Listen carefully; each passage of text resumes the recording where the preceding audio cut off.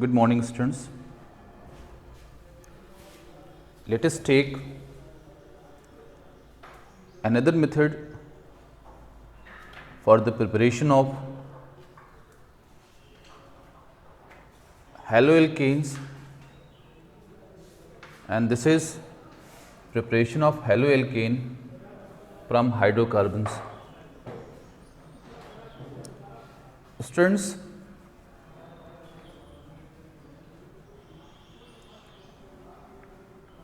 alkanes and alkenes are the source which can be used for the preparation of haloalkanes. Means haloalkanes can be prepared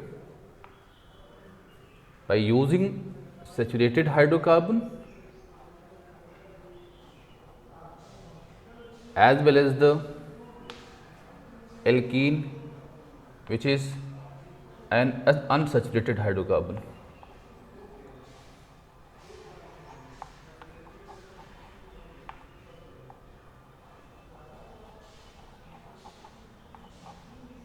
Students, let us take the preparation of haloalkane by using saturated hydrocarbon. Students, in the preparation of haloalkane from saturated hydrocarbon, the chemical reaction involved is called free radical substitution. Free radical substitution.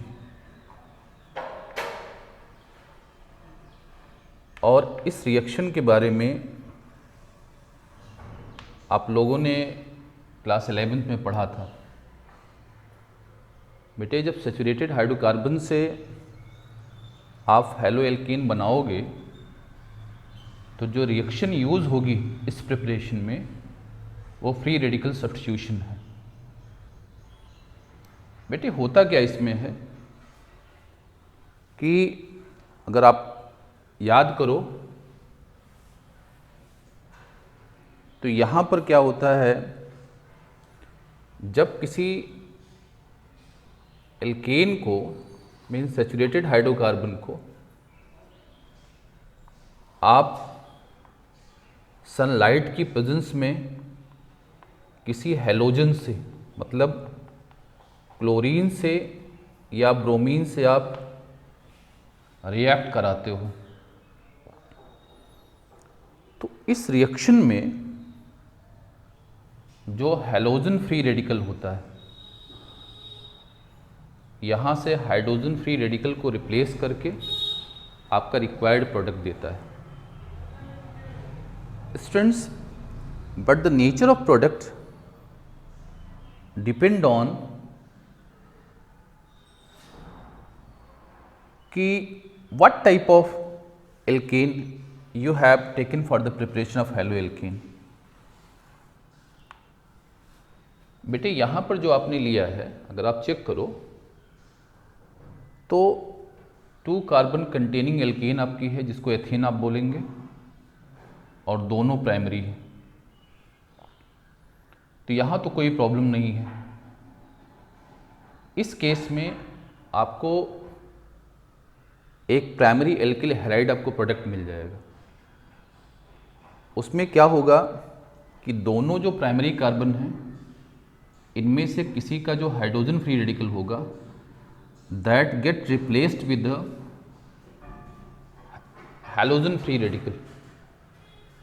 तो halogen free radical को usually आप लोग show कैसे करते हो बेटे, इसको ऐसे शो करते हो, this is here. Free radical एक ऐसा इंटरमीडिएट होता है जिसके पास अनपेयर्ड इलेक्ट्रॉन प्रेजेंट होता है।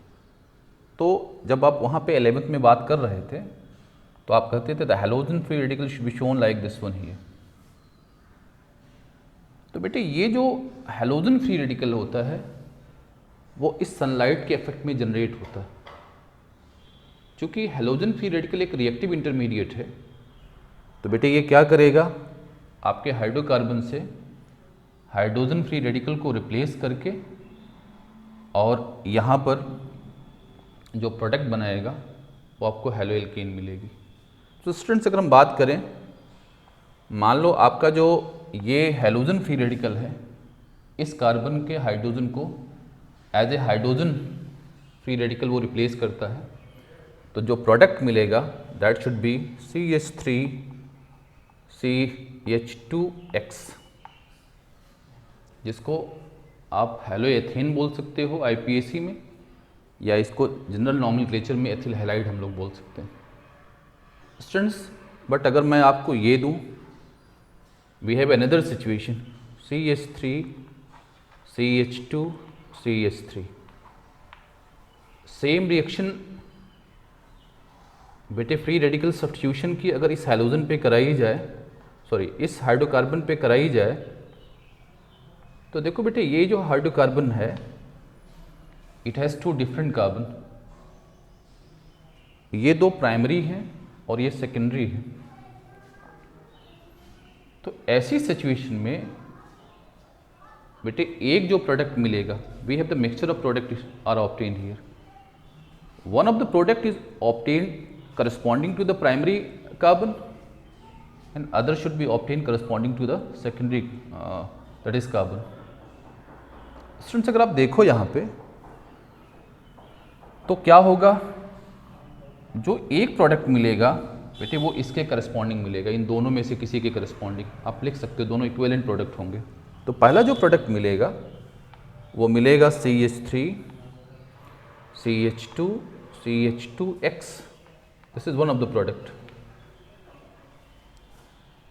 बट एक इसी के पैरेलल एक प्रोडक्ट और आपको मिलेगा, उसमें क्या जो सेकेंडरी कार्बन है उसकी हाइड्रोजन जो होगी as a hydrogen free radical replace होगी हैलाइड फ्री रेडिकल से, हैलोजन फ्री रेडिकल से। तो आपके पास जो दूसरा प्रोडक्ट मिल सकता है वो मिलेगा CH3CH दिस वन हियर, तो जिसको आप बोल सकते हो 2 हेलो प्रोपेन मिल सकती है आपको। स्टूडेंट्स जब पैरेलल प्रोडक्ट्स मिलते हैं तो हम लोग एक बात करते हैं, एक जनरल एक कंसेप्ट आती है कि दोनों प्रोडक्ट में कौन सा प्रोडक्ट की यील्ड हायर होगी, मतलब ज़्यादा कौन अमाउंट में आएगा वहाँ पे प्रोड्यूस होगा। Out of these two product which has the higher yield, इसकी बात हम लोग करते हैं। तो बेटे इसको डिसाइड करने का बड़ा आसान सा तरीका है, अगर आप केयर करो, आपको आइडिया ठीक से हो इस बात की, तो बेटे इसको जानने के लिए कौन सी ज़्यादा हायर यील्ड में मिलेगा, तो दोनों प्रोडक्ट का आप क्या करिए फ्री रेडिकल लिख लीजिए। तो इसका जो फ्री रेडिकल होगा बेटे प्राइमरी फ्री रेडिकल होगा, और इसका जो फ्री रेडिकल होगा सेकेंडरी फ्री रेडिकल होगा। और कंसेप्ट आपको पता है कि secondary free radical is more stable then primary free radical. तो बेटे अगर इसका फ्री रेडिकल ज़्यादा स्टेबल है तो नो डाउट इसके करस्पॉन्डिंग जो हेलो एल्केन मिलेगा that should be obtain in higher yield. Students likewise अब मैं आपको तीसरा एक हाइड्रोकार्बन देता हूँ, उसको जरा देखिए। Let we have another hydrocarbon, we have CH3CH, this is CH3 and this is CH3। Students clear करो, हमने आपको टर्सरी ब्यूटेन दिया हुआ है। देखो ये अगर आप देखो जनरल नॉमेनक्लेचर में, तो देखो यहाँ पे बेटे क्या है कि आपके पास ये 3 कार्बन प्राइमरी है और ये कार्बन आपका सेकेंडरी है। तो आप समझ सकते हो कि अगर इसका हम लोग फ्री रेडिकल हैलोजिनेशन कराएंगे सनलाइट की प्रेजेंस में, तो नो डाउट यहाँ पर क्या होगा, यहाँ भी आपके पास 2 प्रोडक्ट मिलेंगे। Again you have the 2 parallel products, one corresponding to the primary carbon and other corresponding to the tertiary carbon। Students फिर लॉजिक आप लगा सकते हो, फिर आप लॉजिक क्या लगाओगे, दोनों में कौन सा स्टेबल है, कौन सी किसकी यील्ड हायर होगी। तो तो पक्का है यहाँ पे जो टर्सरी आपका फ्री रेडिकल बनेगा टर्सरी के corresponding, this is more stable, that is why जो टर्सरी आपका हेलो मिलेगा, आपको प्रोडक्ट मिलेगा, that should obviously obtain in higher yield. तो students, one of the demerit of this method is that in this method we have the parallel products in case of such hydrocarbons here,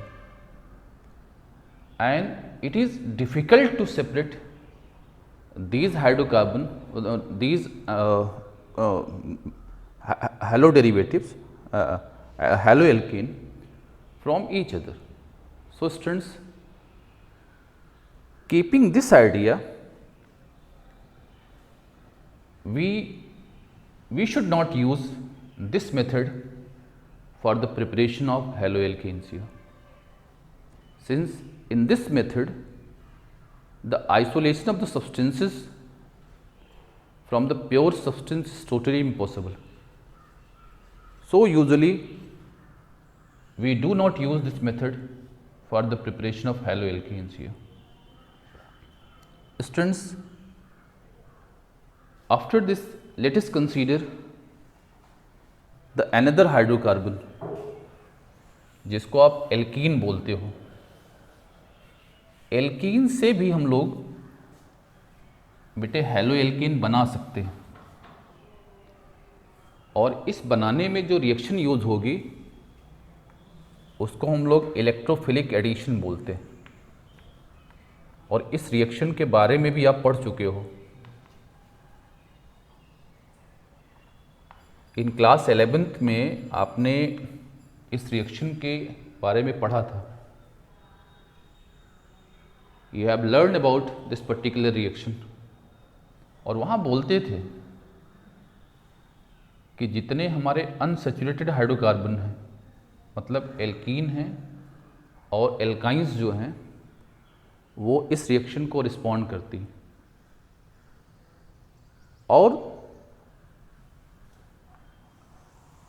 इस reaction को alkene और alkyne respond करती हैं। लेकिन students, लेकिन haloalkane बनाने में हम लोग एल्काइन का यूज़ नहीं करते हैं, केवल alkene can be use to prepare haloalkanes. तो स्टूडेंट्स, अगर आपको हेलोएल्केन बनाना है तो जो इलेक्ट्रोफिलिक रिएजेंट आप लेते हो उसमें हाइड्रोजन क्लोराइड ले सकते हो, हाइड्रोजन ब्रोमाइड ले सकते हो, हाइड्रोजन आयोडाइड ले सकते हो। In order to prepare haloalkene from alkene, the electrophilic reagent which can be used are HCl, HBr और HI। आप सबको पता है कि ये सारे जो रिएजेंट्स हैं इनको हम लोग इलेक्ट्रोफिलिक रिएजेंट्स बोलते हैं।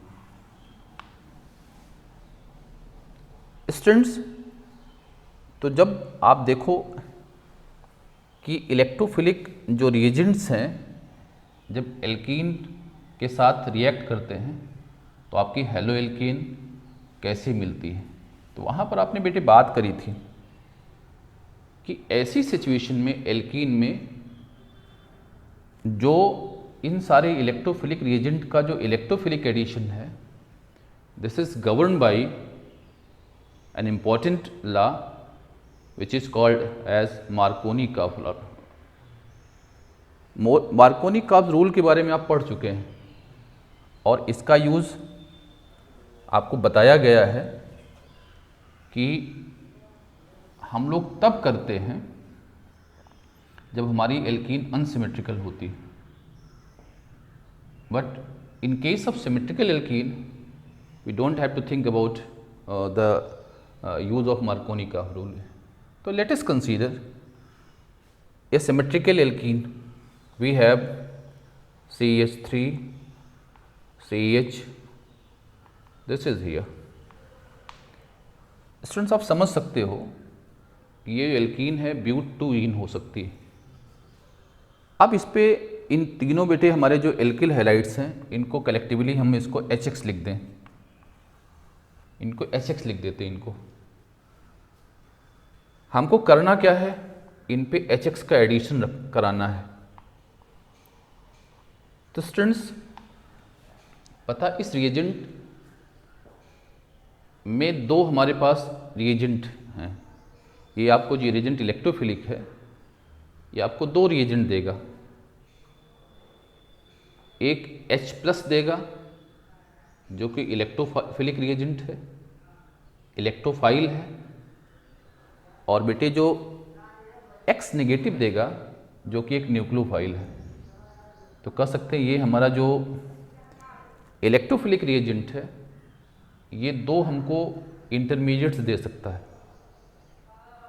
एक आपको दो अटैकिंग रिएजेंट दे सकता है, इंटरमीडिएट नहीं, दो अटैकिंग रिएजेंट दे सकता है बेटे। एक आपको H+ है जिसको आप इलेक्ट्रोफिलिक बोलेंगे, दूसरा बेटे X नेगेटिव है जो आपका न्यूक्लियोफिलिक है। स्टूडेंट्स इस एडिशन में चूंकि इस डबल बॉन्ड के क्रॉस दोनों ऐड होने हैं, दोनों अटैक करते हैं इस डबल बॉन्ड के क्रॉस, लेकिन अटैक सबसे पहले इसका होता है। क्योंकि ये इलेक्ट्रोफाइल है इसलिए इसको हम लोग जो रिएक्शन हमारी है इसको हम लोग इलेक्ट्रोफिलिक एडिशन रिएक्शन बोलते हैं। स्टूडेंट्स तो चूंकि ये हमारी एल्कीन क्या है, डबल बॉन्ड के क्रॉस सिमेट्रिकल है, तो H+ के ओरिएंटेशन के बारे में कोई प्रॉब्लम नहीं है।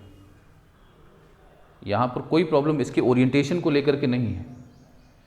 एक डबली बॉन्डेड कार्बन के किसी एक कार्बन के साथ वो ऐड हो सकता है, जिसके साथ वो ऐड होगा उसी के अपोजिट वाले कार्बन के साथ, दूसरे वाले कार्बन के साथ कौन ऐड होगा, X, and this addition takes place on the behalf of the cleavage of pi bond. तो पाई बॉन्ड यहाँ हटा, पाई बॉन्ड हटेगा और पाई बॉन्ड हट करके उसमें से एक किसी कार्बन के साथ H जुड़ेगा, H+ जुड़ेगा, और दूसरे किसी कार्बन के साथ X नेगेटिव जुड़ेगा। तो students we have CH3, let we have, बेटे यहाँ पर हमने हाइड्रोजन को जोड़ा, तो this is we have CHX, CH3 is obtained as the product. So students, this is the case of symmetrical alkene through which we obtain this haloalkane as the product. Students, let us take an unsymmetrical alkene. एक unsymmetrical alkene देता हूँ आपको, फिर उसमें देखिए कैसे addition होगा। We have CH3 CH double bonded with CH2। Students हमने प्रोपीन आपको दी है, आप ये समझ पा रहे हो कि डबल बॉन्ड के क्रॉस ये हमारी एल्कीन अनसिमेट्रिकल है। सेम रिएक्शन कराएं तो यहाँ पर जो रिएक्शन होगी HX की, अब यहाँ पर तुरंत मार्कोनी काफरोल एग्जिस्टेंस में आ जाएगा।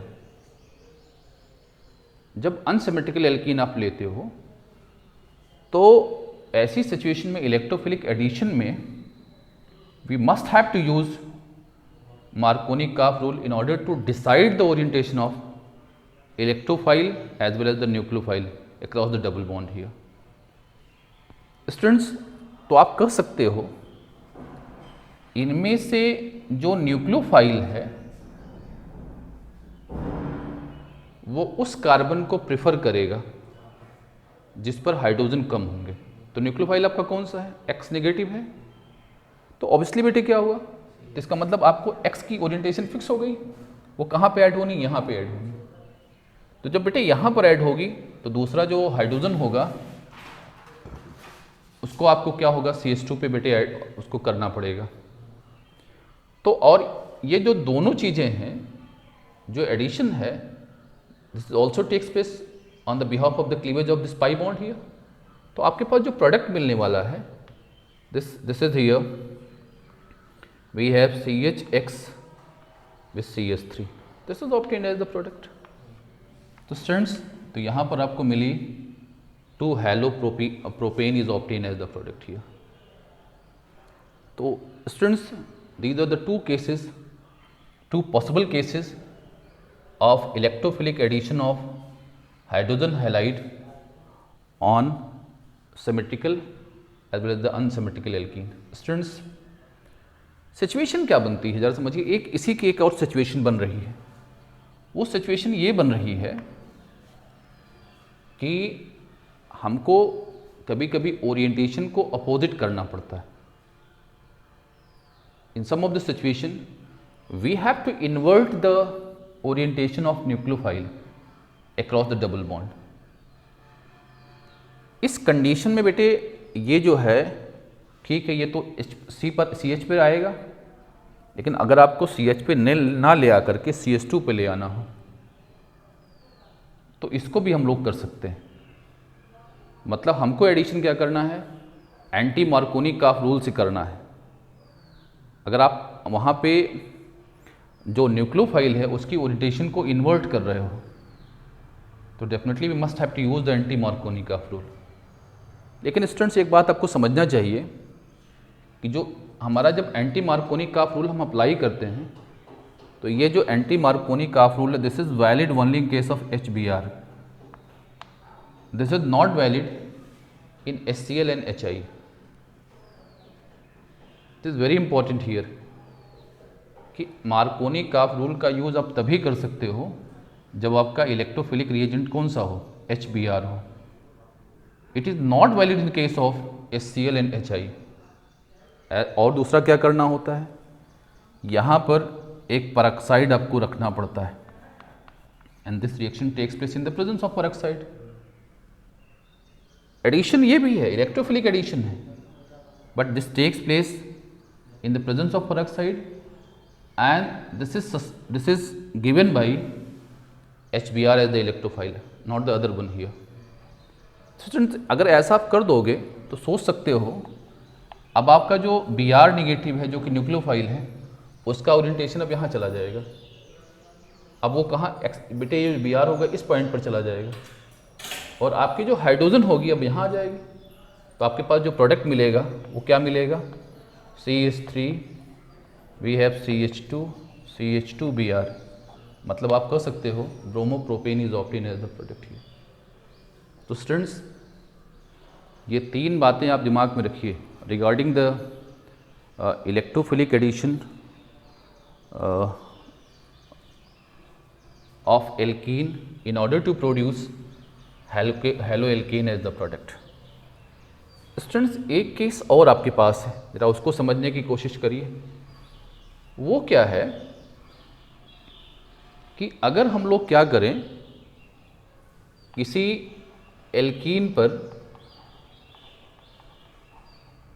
हम लोग हैलोजन का एडिशन करें, स्पेसिफिकली ब्रोमीन का एडिशन करें. Student is very important here in the presence of carbon tetrachloride as the solvent. वहाँ पर हाइड्रोजन हैलाइड का हम लोग कर रहे थे, यहाँ पर अब जो करने जा रहे हैं वो हैलोजन का एडिशन कर रहे हैं, ब्रोमीन का एडिशन करने जा रहे हैं. बेटे ब्रोमीन का एडिशन इसलिए कर रहे हैं कि जब ये ब्राउन कलर की बेटे आपकी है, ये लिक्विड आपका होता है आपकी, जब आप क्या करोगे इस एडिशन को कराओगे तो इसका कलर डिस्चार्ज कर जाएगा. और डिस्चार्ज करना ये बताता है कि आपका जो कंपाउंड गिवन है उसमें बेटे अनसैचुरेशन प्रेजेंट है. तो this particular reaction can act as the test of unsaturation. So इसलिए इस पर्टिकुलर रिएक्शन को अब ले रहा हूँ मैं कि अगर आपको ये देखना हो कि किसी कंपाउंड में, किसी हाइड्रोकार्बन में डबल बॉन्ड प्रेजेंट है या किसी कंपाउंड में डबल बॉन्ड प्रेजेंट है, carbon carbon double bond present है, मतलब अनसैचुरेशन प्रेजेंट हो या ट्रिपल बॉन्ड प्रेजेंट हो, उसको अगर टेस्ट करना हो और टेस्ट करने के लिए आप क्या करिए, उसको ब्रोमीन से रिएक्ट कराइए इस कंडीशन में. और अगर ये ब्रोमीन का कलर डिस्चार्ज कर जाता है तो पक्का कहोगे वहाँ पर क्या इलेक्ट्रोफिलिक एडिशन हुई है. इलेक्ट्रोफिलिक एडिशन अगर हुई होगी तो पक्का कंपाउंड अनसैचुरेटेड होगा वो. स्टूडेंट जब आप कराओगे तो ऐसी सिचुएशन में जो प्रोडक्ट मिलेगा वो मिलेगा CHBr and CH3 here. Students, तो आप कह सकते हो यहाँ पे two three dibromobutane is obtain as the product. लेकिन नोट करिएगा, ये जो कलर इसका है, इसका जो कलर है ब्राउन, बेटा आफ्टर द रिएक्शन वो क्या डिस्चार्ज कर जाएगा? Discharge the brown colour of bromine definitely shows the presence of that is unsaturation in the given hydrocarbon here. So इसीलिए आपसे जब बात होगी तो बेटे जब कभी भी आपको अनसैचुरेशन टेस्ट करना हो कंपाउंड के में, जो अनसैचुरेशन को अगर आपको डिटेक्ट करना है, तो ऐसी सिचुएशन में you should always use this test. इसको हम लोग bromine water test of unsaturation बोलते हैं। इसका यूज करके आप लोग टेस्ट भी कर सकते हो। दूसरा ये है कि किसी एल्कीन से अगर डाइब्रोमाइड बनाना हो और बेटे वो ब्रोमो ग्रुप दोनों क्या डबल बॉन्ड के क्रॉस ले आने हो, तो डेफिनेटली बेटे इसका आप यूज भी कर सकते हो in order to prepare dibromobutane here या डाइब्रोमो बेटे alkene here. Students, now after this let us take another method which are used to prepare iodo compound, specifically iodo alkane बनाने में। बेटे खूब अच्छे से बात को समझिएगा, आपको आयोडो एल्केन या बेटे फ्लोरो एल्केन बनानी हो। अभी तक आपने कई मेथड सीखे बेटे, जिसमें आप फ्लोरो एल्केन और ब्रोमो एल्केन को आपने बना लिया, बट ये दोनों जो हमारे पास हैं कंपाउंड, बेटे इनके लिए कोई बड़ा बढ़िया सा मेथड हमारे पास अभी तक नहीं आया। तो स्टूडेंट्स, जब कभी भी आपको आयोडो एल्केन बनानी होगी या आपको फ्लोरो एल्केन बनानी होगी, तो हम आपको दो मेथड सजेस्ट कर रहे हैं। इस मेथड का यूज करके आप किसी एल्किल हैलाइड से, यानी हैलो एल्केन से, आप इन कंपाउंड को प्रिपेयर कर सकते हो। स्टूडेंट्स, इनमें से जो पहला मेथड है जिसका यूज आप आयोडो एल्केन बनाने में करेंगे, किससे? किसी एल्किल क्लोराइड से या किसी एल्किल ब्रोमाइड से। बात को ठीक से समझिएगा कि जब हमको किसी क्लोरो कंपाउंड से, क्लोरो एल्केन से या ब्रोमो एल्केन से आयोडो एल्केन बनानी होगी, तो इस मेथड का आप यूज करेंगे। इस मेथड में करते क्या हैं, हम लोग अपने बेटे कंपाउंड को, जिसको कलेक्टिवली हम RX लिख दे रहे हैं, RX लिख दें बेटे, और X के बारे में क्या कह दें? X जो है वो Cl है या Br है। इस मेथड में हम लोग अपना जो बेटे हैलो एल्केन है उसको सोडियम आयोडाइड से रिएक्ट कराएं इन the presence of dry acetone. बेटे जब ड्राई एसीटोन से आप कराओगे तो नोट कर लेना, आपको जो बेटे जो आयोडाइड मिलेगा यहाँ पर, जो कि एक न्यूक्लियोफाइल है बेटे, वो Cl और Br जो यहाँ जो दूसरे न्यूक्लियोफाइल हैं उनको रिप्लेस करके अपना iodo alkane as the product बना देगा। तो स्टूडेंट्स, अगर देखा जाए तो चेंज क्या आया? आपका जो X न्यूक्लियोफाइल है वो किससे रिप्लेस हुआ? I न्यूक्लियोफाइल से। तो आपका प्रोडक्ट क्या बन गया? Ri बना। और बेटे जो बाई प्रोडक्ट है वो आपको क्या मिल जाएगा? NaCl या NaBr या NX मिल जाएगा आपको।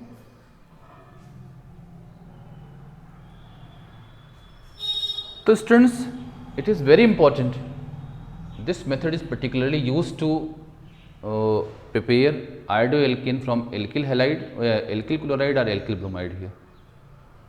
Students, now we have, तो ये जो मेथड आपका है, इस मेथड को आप एक नेम रिएक्शन से जानते हो। This particular method is known with its familiar name इसको हम लोग नेम रिएक्शन बोलते हैं। और ये जो नेम रिएक्शन है बेटे, इस रिएक्शन के करस्पॉन्डिंग उसको हम लोग फिंकल-स्टीन रिएक्शन बोलते हैं। Finkel-Stein reaction. This particular method which is used to prepare, that is iodoalkene from chloroalkene as well as bromoalkene, is called as bete Finkelstein reaction. Now students, आपके पास एक दूसरा method है, लेकिन उसका यूज़ आप फ्लोरोएल्केन बनाने में करोगे, और इस बनाने में भी आपको क्या करना है, आपको एल्किल क्लोराइड लेना है या एल्किल ब्रोमाइड लेना है। तो let us consider an alkyl halide where halogen is ClRbr here. बेटे क्या कर दिया जाए, इसको किसी मेटल फ्लोराइड के साथ रिएक्ट करा दिया जाए। हम आपको नाम दे रहे हैं metal fluorides.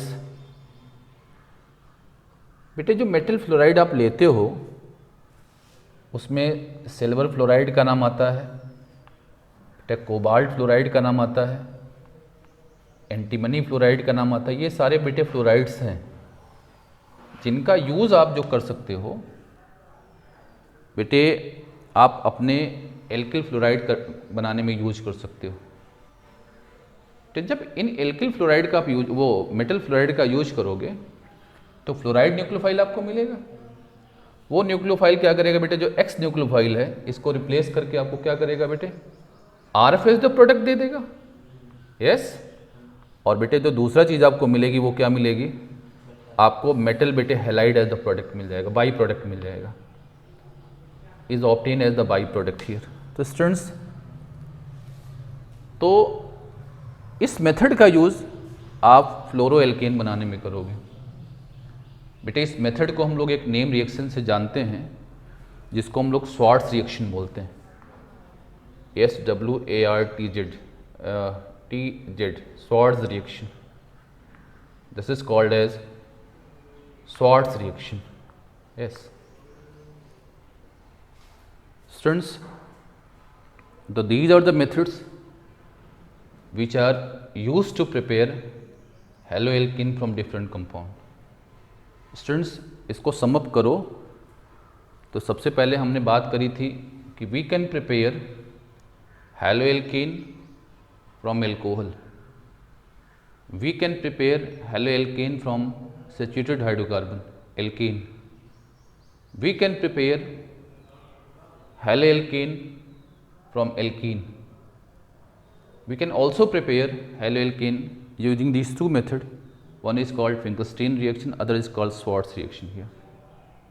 Students, now after that, let us consider the important methods which are used to prepare haloarenes.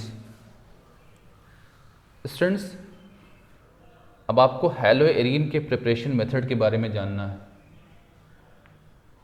that is haloarenes.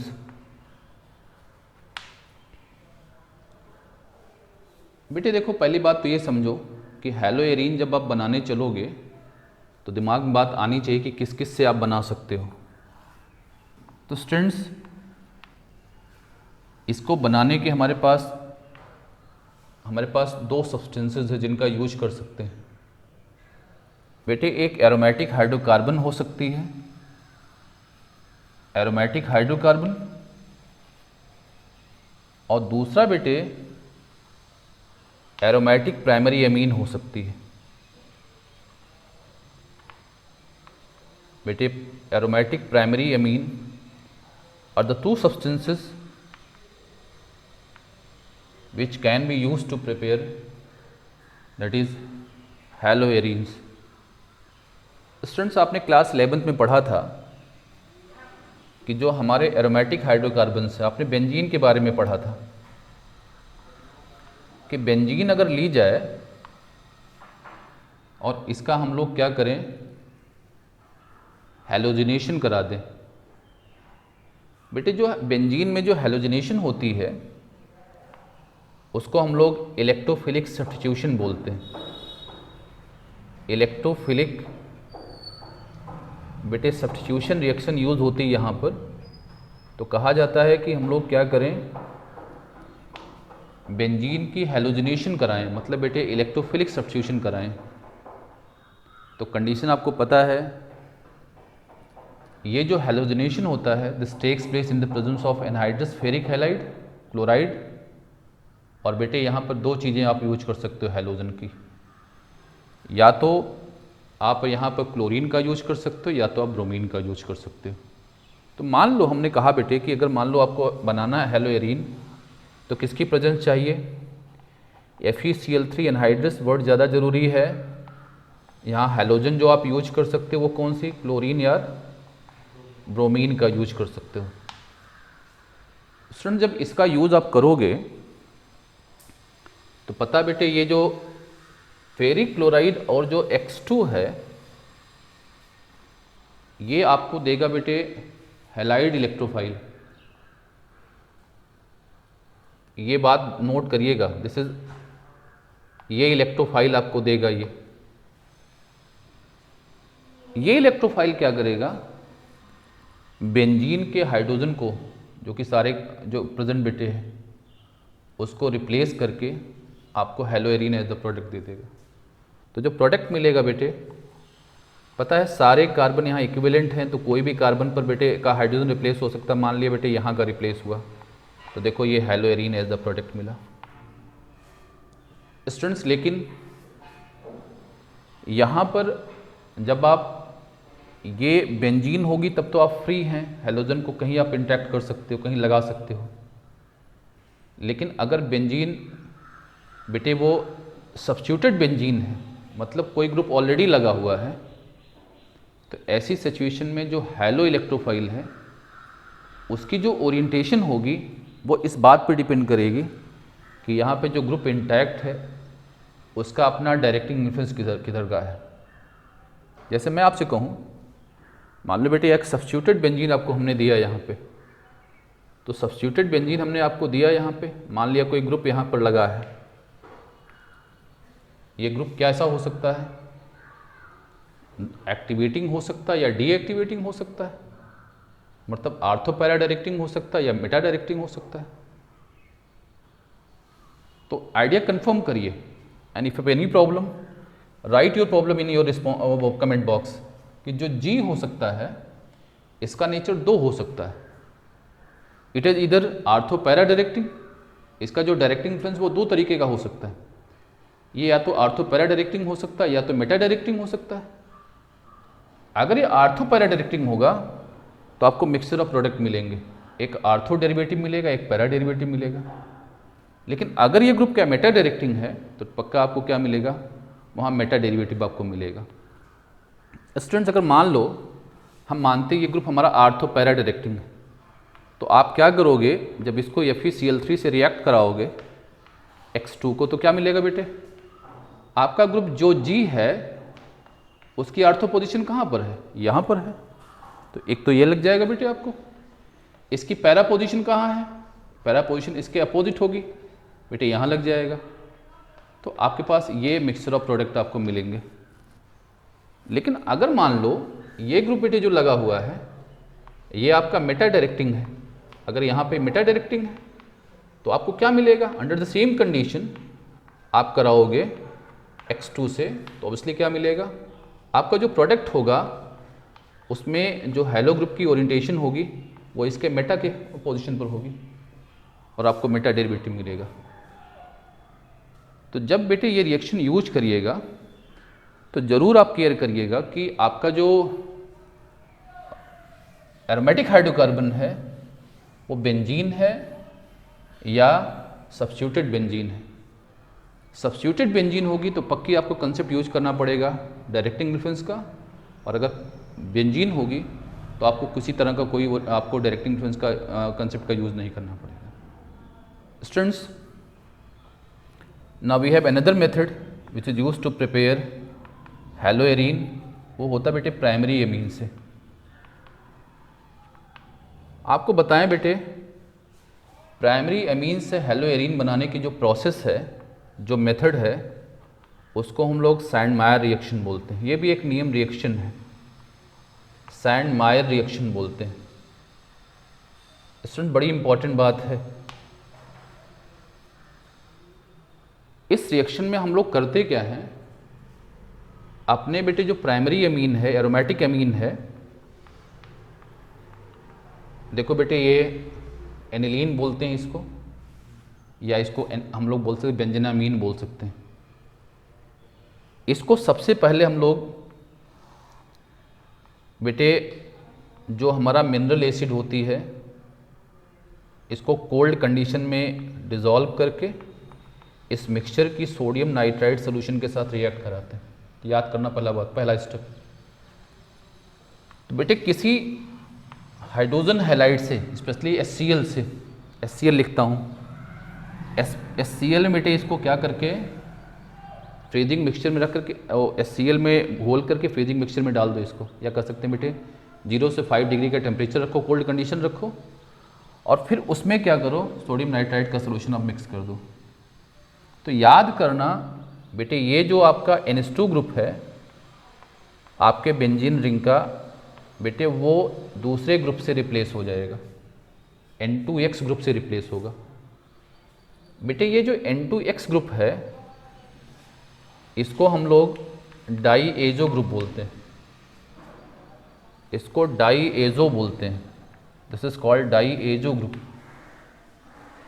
तो ये जो डाई एजो ग्रुप का जो बेटे यहाँ पर जो आप ले आ रहे हो at the place of NH2 through this reaction, इसीलिए बेटे ये जो स्टेप आपका है इसको हम लोग डाई एजोटाइजेशन बोलते हैं, this is called diazotization. तो पहले क्या करना होगा, डाई एजोटाइजेशन करना होगा। In order to obtain this compound, इसको हम लोग बोलते हैं बेंजीन डायजोनियम हैलाइड। क्या बोला जाता है इसको, बेंजीन डायजोनियम हैलाइड। फिर इस बेंजीन डायजोनियम हैलाइड को हम लोग क्या करें, क्यूप्रस हैलाइड से बेटे रिएक्ट करा दें।